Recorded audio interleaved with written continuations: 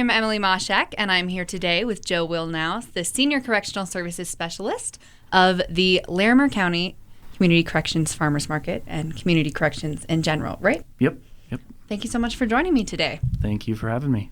So there are tons of farmers markets all over northern Colorado. They're not hard to find, almost on every corner. But what makes this one so special?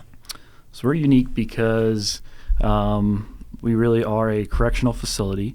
We're the Larimer County Halfway House, and we have a garden at our facility. It's fairly large. Bunch of raised beds, probably about maybe an acre to half an acre, right around in there, worth of ground. And we actually run our own little farmers market over at Bath Garden Center off of Prospect and Timberline. So they let us over there to sell some veggies. So that's really exciting. Can you tell me a little bit more about the Community Corrections House in general? How did it get started, and how's it going? So it's a fairly unique situation that we have over there. Everyone over there it's a community-based system. So everybody that lives there has to work, get a job, has to pay to actually live in our facility. So that's $17 a day. And then they have to pay off restitution. If they have any dependents, child support, that sort of thing, they have to pay that while they're living there. So I would say it's very similar to when you're 18-year-old in high school and you've got to, be accountable to your parents and have a job and pay your bills. So that sort of thing is essentially what we're doing at our facility. So pretty unique. We have about 340-ish clients in our facility at any given time. So we're the single largest halfway house in Colorado. Oh, wow. So, That's great. And one of 3 county-run facilities. So most are either private for-profit or private nonprofit. Okay. So fairly unique system to Colorado because there's only 3 of us that are county-run. So. Right. Mm-hmm. Now, back to the farmers market. How did it come to be? How did it come to fruition? So I didn't come up with the idea. When I became a supervisor in 2012, I think I took it over in 2013. Okay. And it was kind of already going. I've just expanded it since that point. It was started out as, therapeutic for our folks that are living there, to kind of get outside, learn something. And then also having people take ownership of, this is their garden. This isn't my garden. This is the client's garden. And really just teaching them a new trade. I've had so many people work in the garden and use that experience to get a job while they're in our facility. The main folks that work in our garden, I don't think I said this earlier, are the folks that are in our treatment programs there. So they're either in there for a 3-week program or a 90-day program. They do classes every single day, 8 to 5, and then work in our garden also. So it's kind of has the ability to get them outside, but really they take the ownership for the most part for our garden. I've tried to expand it ever since I took over. It's actually all our raised beds are built from leftover rock from the county, Larimer County Courthouse. Oh, wow. So if you've got that, we've kind of made that.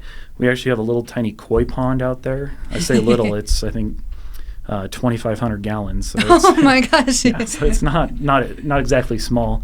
We have some of the little 2-cent goldfish that you buy at the store.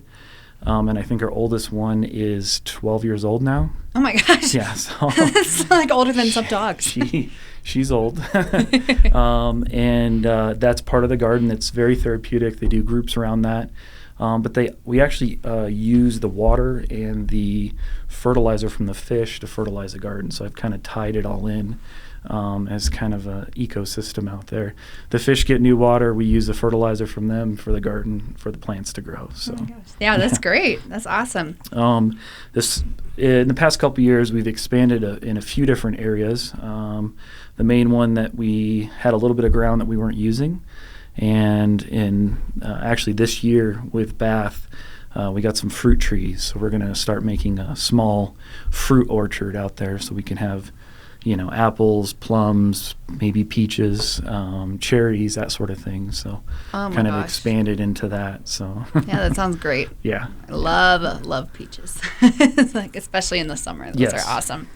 So how do the clients personally feel about working in the farmers market? I know you mentioned it's very therapeutic for them, but have you had any personal success stories that you've seen so far in conjunction with the market? I think the biggest thing with the market is changing people's perception around someone that commits a felony or a crime. I think the old notion was, throw them in jail and throw away the key and be done with it. When in reality, most of these people do come back out into our community, so we want to set them up for success. If you or I were 18 and your parents said, go have a good life, here's $100, you're probably not going to be successful. Yeah. So that's really our main focus of our program, is to get people the resources, to get them the training, the job, whatever they need to be successful once they get out of our facility and out in the world. And it's not easy when you have a felony conviction or you went to prison, because you have to disclose that. And usually you don't have, we've had people that are 35 years old that haven't had a legitimate job. Wow. So getting someone just a job at McDonald's or a job holding a sign for a construction company is huge. That one, it builds themselves up, and then it helps them to kind of move forward from what they did. So with the garden, it really gives people a sense of pride, the clients, but it's also changing that perspective when we have the farmers market of the people that are interacting with our clients. So I always think it's so funny when we have these guys that have tattoos all over, and this little old grandma comes up, kind of, you can see they're a little bit timid when they walk up, and then they come in and they're like, oh my gosh, these are the nicest people. They're regular guys that just want to sell veggies, and maybe had a bad stint for a couple years with, drug abuse or mental health issues. But, they're taking care of that. They're working on that. And to see people come back every single week just to talk to our guys is amazing. We've had people come up that have had drug abuse issues in the past and said, I was an alcoholic for 10 years. I went through all these trials and tribulations, and now I've got a good job. I've got a house. I've got kids. I've got a wife. You guys can have that. So it kind of gives inspiration back to the clients and myself to see that there is a light at the end of the tunnel. So Yeah. that part's really cool to see that interaction. And we've had people come every single year for the past 4 or 5 years. They wait on it. They know it's there. They know when it's coming. Oh. So they get super excited when they see us out there holding signs on Timberline and Prospect. So That's so awesome. Mhm.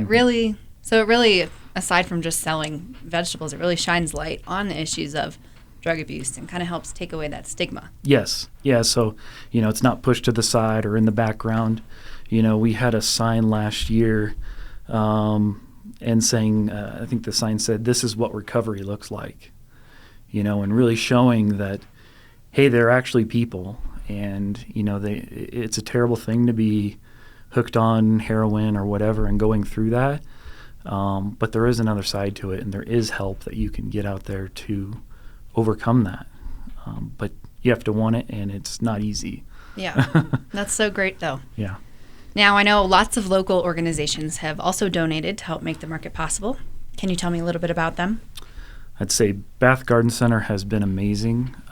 Carol's one of the managers over there. She has been so inspirational and so key to having success, because they've donated veggies, I think, for 5 or 6 years, maybe even a little bit more than that. But they donate all of our plants every single year. They donated the trees.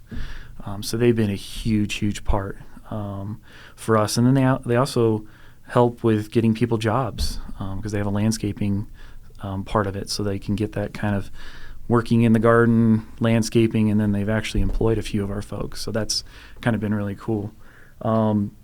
And then in the past couple years, the Loveland Garden Club has been huge in donating funds to help. We've got a lawnmower now with a trailer, so we used to do everything by hand. We used to till the ground by hand. We still pick weeds by hand. We don't spray any pesticides or anything like that. I mean, everything is done with hands. Wow. So we've kind of mechanicalized a little bit with the help of Loveland Garden Club with a lawnmower, a rototiller, stuff like that, and a cart to actually tote around stuff. And then last, I would say there's a Clydesdale rescue out in Nunn, Colorado. So they came and they filled up a big trailer with 5 tons of manure, and they actually drove down here and dropped it off for us. So wow. That was a huge thing for us. So. That's great. Yeah. It's just so much community coming together. Yes. Yeah, that's a big thing, connecting everyone and really just changing those stigmas of, oh, those people, those tattooed guys or gals. Yeah. You know, they're people underneath of it, and they can be pretty awesome. That's great. And donations from the market are given to local charities. Is that correct? Yep, partly. And then we also do a whole facility barbecue for everyone that lives there.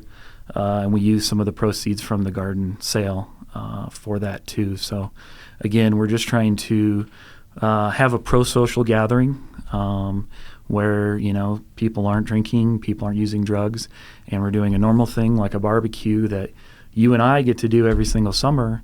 But when you're in prison or jail, they don't have those. So yeah, right. Trying to change that, hey, you can do stuff without using or whatnot. Yes. So that's kind of cool to give back to everybody and say, you know, here's all our hard work, and this is what we get for it. And grill up some burgers and hot dogs and pop. And we actually eat outside in the garden. So we kind of eat out there too. So that's kind of a fun thing. But yeah, with the rest of the proceeds, we usually donate to a local charity that we utilize for the halfway house. So probably our biggest supporter is Resource 6.8 or Serve 6.8. They help us out with clothing, hygiene, that sort of thing, because we sometimes get people that come from jail or prison that have whatever they have on is all the clothes they have, don't have any hygiene, you know, razors or just general things that you and I take for granted, a toothbrush. They help us out, and they actually give those to our guys and gals, so it's kind of nice. Yeah, that's great. They get to celebrate all the hard work they've put into the market. Yep, for sure. Yeah. So there are obviously a lot of regular customers that go, but what can people who've never been expect from the farmers market? What do they need to know before they go? Well, we do it on Fridays from 8 to noon, and it's over at Bath Garden Center. And pretty much show up. We've got bags for you, and we don't have a set price. So if you have $2 and you want to take a giant bag of food, that's all good for us. All we ask is if you have something to donate. If you don't, that's fine. Come back next week or whenever, and we'll get you then. So we really don't have a set price, but you can come and take as much as you want. Wow, that's great. Sometimes we have our folks that really love certain things that we have. We have a really cool kind of crossbred raspberry. They kind of look, they're in between a red and a yellow, so I always call them like a champagne-looking color. And we have people that will say, just give me all of your raspberries and take all those sometimes every week. So we have our certain people that want certain things, or our strawberries are always amazing. We always do a bunch of garlic and onions, so those are usually our fast sellers for the week. So I usually take those first. Yeah, that sounds great. I want to try these raspberries. They sound awesome. They're so good. I bet. I was like, that's crazy. So what other activities besides the market does the Larimer County Corrections provide and do for their clients? So we have numerous things. We have to help people out with employment. We actually have an employment lab that's staffed by us to help people out with resumes, doing interviews, that sort of thing. We do multiple different outings for our treatment groups throughout the year. Last week, actually, we did our hike up to Horsetooth Rock. So we take our entire men's group, which is 24 guys, up to Horsetooth Rock and get everybody up there and take a picture on top, which you'd be surprised on how many people haven't been hiking before. Really? That we get to the facility. So it's a little bit of a challenging hike, but we get everyone up there usually and eat our sack lunches on top of the rock. And but we really think outside the box. We do a recovery rally that's down in Denver, down in downtown. We take our treatment guys down there, our treatment groups down there. I think it's late October or early October that we go down there and go for that. It's a recovery rally. It's pretty cool to see. And again, just trying to change that stigma of people in recovery and what that looks like. That is so great. Well, thank you so much, Joe, for joining me today and talking about all the awesome work that you and the clients are doing for the community. And I am very excited to try those raspberries at the farmer's market soon. I hope to see you there. Again, that was Joe Wilnow, the Senior Correctional Services Specialist at the Larimer County Corrections. The farmer's market is open now and will be every Friday for the next month or so at the Bath Garden Center and Nursery from 8 a.m. to noon.